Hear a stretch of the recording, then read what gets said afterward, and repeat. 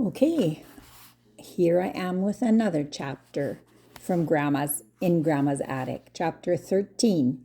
You Can't Always Believe. Grandma called me in from the yard. I thought I asked you to put these slippers away, she said. But I did, Grandma, I replied. I put them away when you told me to. Then how did they get back out here? Asked Grandma. You shouldn't say you have done something when you haven't. Now put them away, please. I picked up the slippers and walked slowly to my room.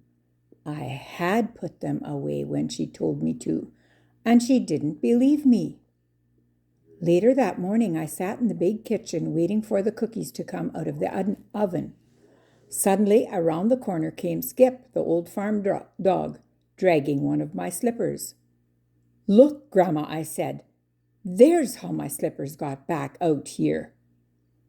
Well, Grandma said to Skip, I ought to use that slipper on you.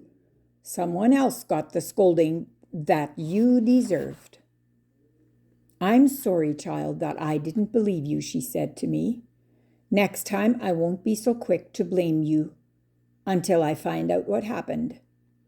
Grandma took the cookies from the oven, and as she poured a glass of milk for me, she chuckled. I remember how something like that happened to my brother Roy, she said. It wasn't very funny at the time, at least not to Roy, but we have laughed about it since. Tell me about it, Grandma, I said. Grandma slid another pan of cookies into the oven, then sat down at the table. It happened when Roy was about 10 years old, she began. It had rained all day Saturday and into the night. Sunday morning, Pa called to Roy, who slept up in the loft above the kitchen with Reuben. Roy, Pa said, I think I told you to clean your shoes last night before you went to bed. I did clean them, Pa, he said. I put them right by the fireplace. Well, said Pa, they are by the fireplace all right, but they certainly aren't clean. Roy scrambled down the ladder and stared at the muddy shoes in disbelief. But Pa, he began. Don't but Pa me. Get those shoes cleaned and be quick about it, said Pa. Roy cleaned the shoes, but the look on his face said that something was unfair.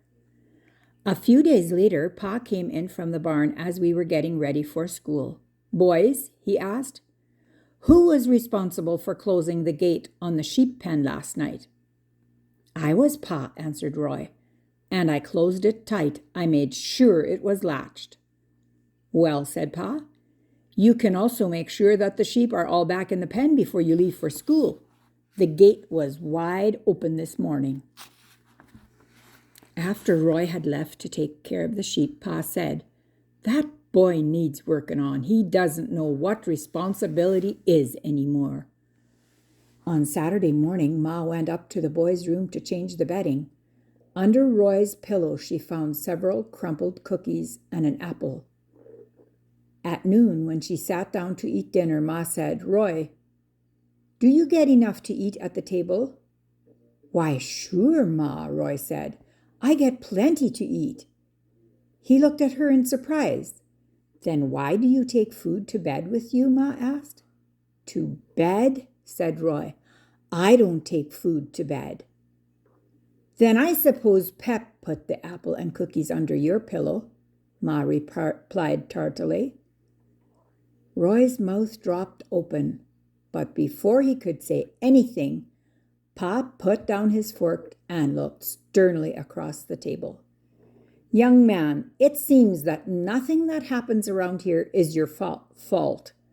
Now, if you don't straighten up and stop this foolishness, I'm going to have to take the strap to you. Roy might have gotten that strapping too, except that quite by accident I helped him out. I developed a bad case of the croup, and Ma had to get up at night to fix hot cloths and cough medicine for me. As she stood by the stove, she saw Roy coming down from the loft. He went to the fireplace, put on his shoes, and started for the door. Ma was about to call to him when she realized that Roy was fast asleep. The moon was full and the yard was as bright as day.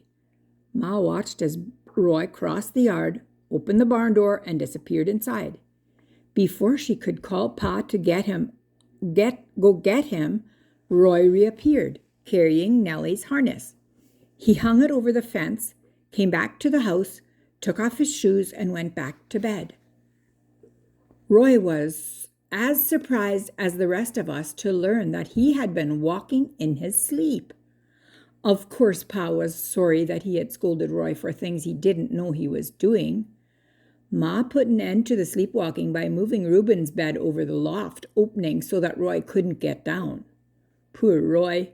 He was sure that someone was working against him. He was relieved to find out that there was a reason for it all. Grandma laughed and got up to brush the crumbs from the table. "It just shows," she said, "that you have to be careful about blaming people. You can't always believe even the things you see."